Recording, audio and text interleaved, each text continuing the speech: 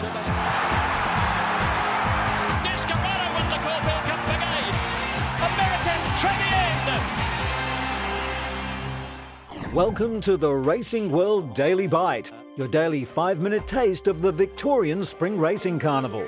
Today's opening of the Melbourne Racing Club's 3-day BMW Caulfield Cup Carnival would normally be highlighted by 3 Group 1 races.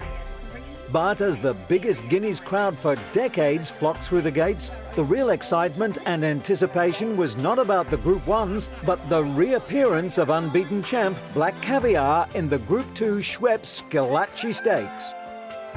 The pink with black spots were the theme of the day, and the Black Caviar public pavilion was packed in a throwback to racing's glory days as the mare started at $1.07 to return a profit of just 7 cents for every dollar if she could win her 14th race in succession.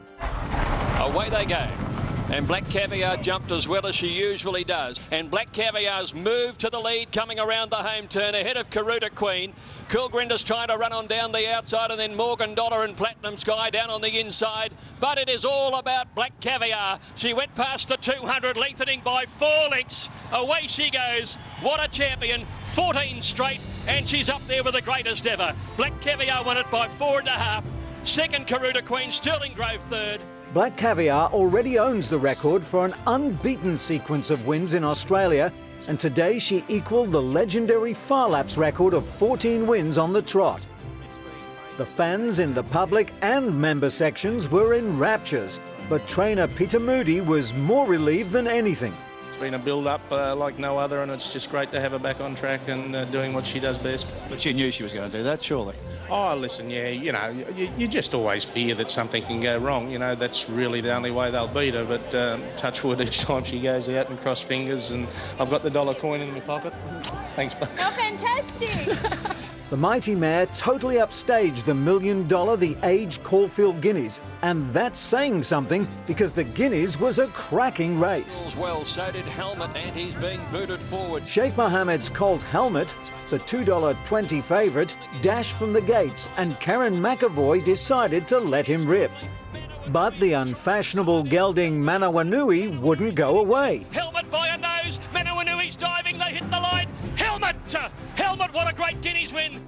Helmet raced into favouritism for the $3 million Tats Cox Plate at Moonee Valley in a fortnight, and trainer Peter Snowden will be doing his best to convince Sheikh Mohammed to let the colt take on the older horses. My thoughts, he should be there, but I've got to talk to my team. It's a big team, and certainly he's a very valuable colt now, and I've got to see what the boys in Dubai say and the boss, and we'll have a good talk about it, but for mine, he should take his place. The Cox Plate picture changed dramatically at Caulfield. The NZ Bloodstock Caulfield Stakes saw a dismal performance by Cox Plate hopeful Lion Tamer, who was sent out $2.60 favourite after his last win in the Group 1 Underwood Stakes. And no Lion Tamer either. Descarado the leader. Arva is gradually wearing him down. Descarado hanging on. Descarado clinging to the lead, and all the way Descarado. He's back in form, beating Arva. Jockey brothers Nash and Brad Rawilla fought out the finish. Deskarado's front-running performance showing he's not just a wet tracker after his cup win in the mud last year. Trainer Gay Waterhouse ignored the Caulfield Cup this year, targeting the Cox Plate instead. A winner of 6 Group 1 races in his homeland, King Mufasa had always come up short in Australia, but this time he was solidly backed from $13 to $9. The Toorak result also did no damage to the Cox Plate chances of fellow New Zealander Jimmy Chu, who beat King Mufasa last start.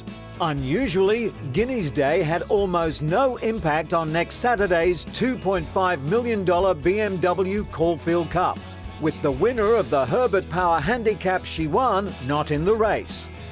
But the fast-finishing third by UK galloper Moyen Corniche showed that the internationals are again going to come right into contention for the $6 million Emirates Melbourne Cup. Shiwan raced up, grabbed the lead on the line, and Shiwan by a head to Tenby. Moyen Corniche came home strongly, an eye-catching third from Midnight Martini. And that's all for now, but join us again tomorrow for another bite out of the Victorian Spring Racing Carnival.